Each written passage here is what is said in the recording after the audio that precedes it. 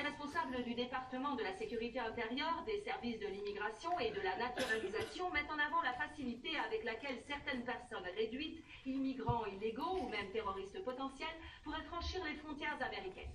Une découverte datant de la semaine dernière dans l'Oregon semble apporter la preuve que ce risque est bien réel. Brian Fackler, sur place, nous en dit plus. Ce magasin est l'un des milliers d'hypermarchés d'Amérique du Nord qui apportent pas loin d'1 million de tonnes de produits par semaine, la plupart venant d'Asie. La semaine dernière, des employés ont ouvert un emballage de téléviseurs suspects et découvert 17 clandestins petits, originaires du Vietnam, dont 14 étaient déjà morts. 2 autres sont décédés quelques heures plus tard, à l'hôpital le plus proche.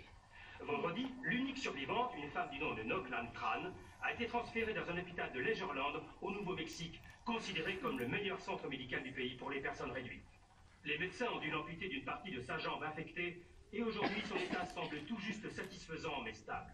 Selon un communiqué du département de la sécurité intérieure, Mademoiselle Tran déclare avoir été emprisonnée pour son activisme politique et environnemental et miniaturisée contre son gré dans une prison vietnamienne. Si les faits sont avérés, il corroborerait la thèse des Ligues des droits de l'homme, selon laquelle les gouvernements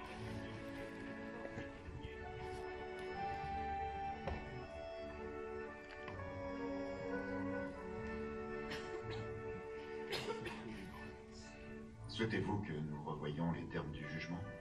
Non, c'est tout à fait clair. Je regrette que vous n'ayez pas accepté sa première offre.